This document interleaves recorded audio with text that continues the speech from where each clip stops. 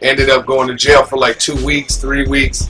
In this time, Madrox and Blaze, they came up with this idea of a visual show, like not so much like a sketch comedy, just more of a, this is what we're doing. We moved on the idea to do it. As soon as he got out, he watched it and he was like, I don't like it, but it's fresh. It's like he never really said that. You believe that too, you motherfucker. This cameraman guy's gonna get it too. It's called The Purple Show.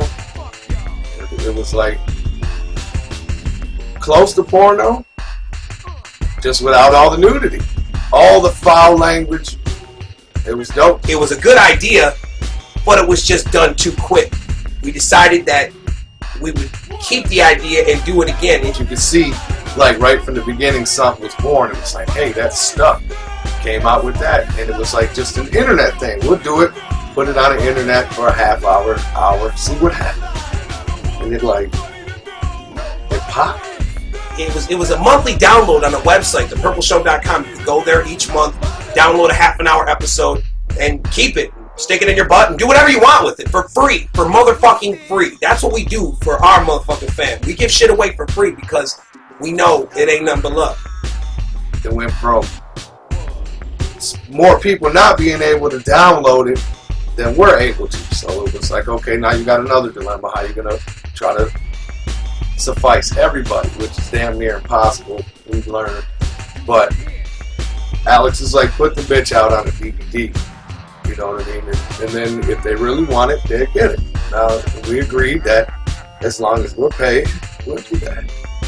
Alex came with the idea to put it out on DVD, and we gave you one free episode that was never available on the web, and that was the DVD.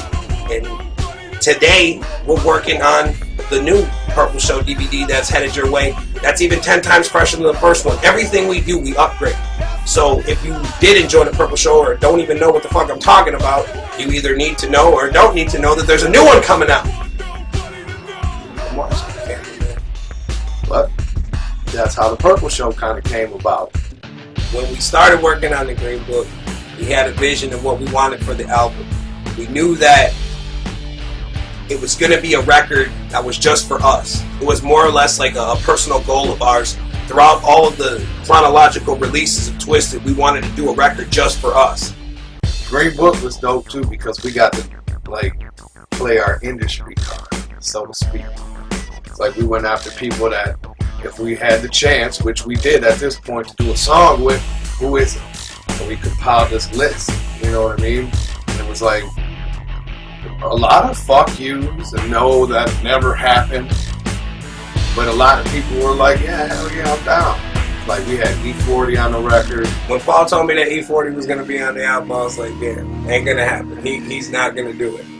And it turns out that he was reading an issue of Murder Dog magazine where there was an interview with Paul, and Paul gave him props and was like, I check your shit out because this shit's fat. And lo and behold, you know, he read the same article and was like, you know, much respect for the props and whatever. And, you know, he said he checked with his spud and he gamed him up and told him that we were the shit. And next thing you know, he was on the album. And that was big for us because we don't usually get to rub elbows with people that, you know, are considered stars. We don't consider ourselves stars. We're underground motherfucking crazy lunatics. So to be able to do tracks with people that other people bump was big shit for us. We ain't never done that.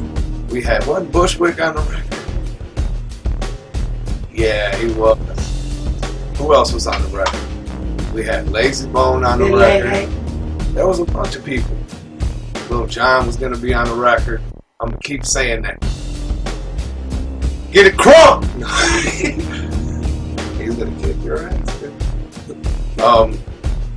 Just a whole bunch of people. It was dope. It was like, okay, that came out. We had the Devastating cover. We had all that shit. And it came out, and to tell you the truth, nobody really gave a shit about who was on the record.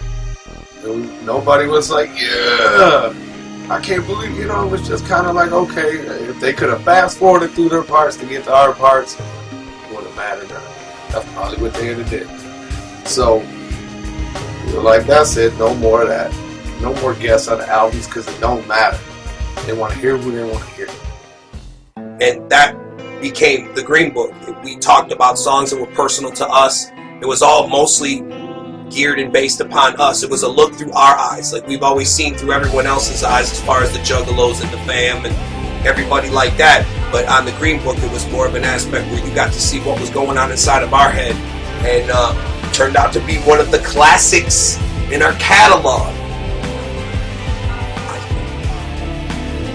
So now, after all them hundreds and hundreds of thousands of records, we bring you the Man Smith and Me. It's our version of before and after, so to speak. It's all the shit that everybody's been raised on, all the urban legends, all the aliens, just all the myths behind the government, all types of little political innuendos and bullshit that everybody's been raised on, and now you're fucked up and you're mutated. Nobody's normal. Nobody's just regular. If we were regular, we wouldn't have the president that we have. Wouldn't like that. This album is special in every aspect, in every way, from the lyrics to the packaging to the fucking artwork. Each panel in the motherfucking artwork represents a famous myth that each one of us was brought up and raised on. Everything from the songs to the artwork, for the album cover, everything tells a story. It tells the story of some sort. You got the aliens. You got the empowerment ruler. You got superstition. I mean, it's all there, right, for your eyes. Pull it out. Take it out of the jewel case right now and take a look at it. And when next time you're playing the album, look through the motherfucker when you're listening to the album. You know what I'm saying? Maybe you gotta do and take a look. Really look at the shit. It's deep. Man Smith and Me. That's what it is. It's before and after. It's before you're mutated into what society wants you to be. How this album differs from the other albums as far as production wise is it's more of a collaboration, like a melting pot. There's so many different producers on the album. Isham did tracks, Lavelle did tracks, a new fucking collaboration from Fritz and the ROC, they did tracks, Monoxide did tracks. I hummed a few chorus lines that people played on a keyboard. It was a melting pot of ideas to make Man Smith come out to be what it is, just that. Something all brand new, something all twisted, and at the same time, very scarily a throwback to what made us what we are. I mean, one thing that we know for sure is we'll probably have a lot of explaining to do. We said some shit, but we don't say nothing we don't mean, so if we rubbed your balls the wrong way, feel free to challenge. We'll have a reason. You'll see. Bottom line, we live in a fucked up world. There's not a single time you can turn on the television, pick up a newspaper, a magazine of anything without reading some horrible shit that basically makes you be like, what kind of fucking world are we living in? This album is more or less a reflection of that. We're showing you how things are. Even though if you don't know about it, there's some shit that you need to know about, that they don't want you to know about, that we know about, that you need to know about. I just said know about a whole bunch of times, but you need to know about that shit. So we're fucking shoving it down your throat this time so you know about it. And you can break that cycle of shit that they taught you. Aliens do exist. Aliens don't exist. You know. You read the newspaper. You can probably go through a newspaper and find 200 myths right in that motherfucker. Never believe everything you read. But anyway, it was like just this collaboration. It was like all this bullshit going on, all this stuff that it was like, if you think about it, we've been raised on this shit. Everything, you know what I mean?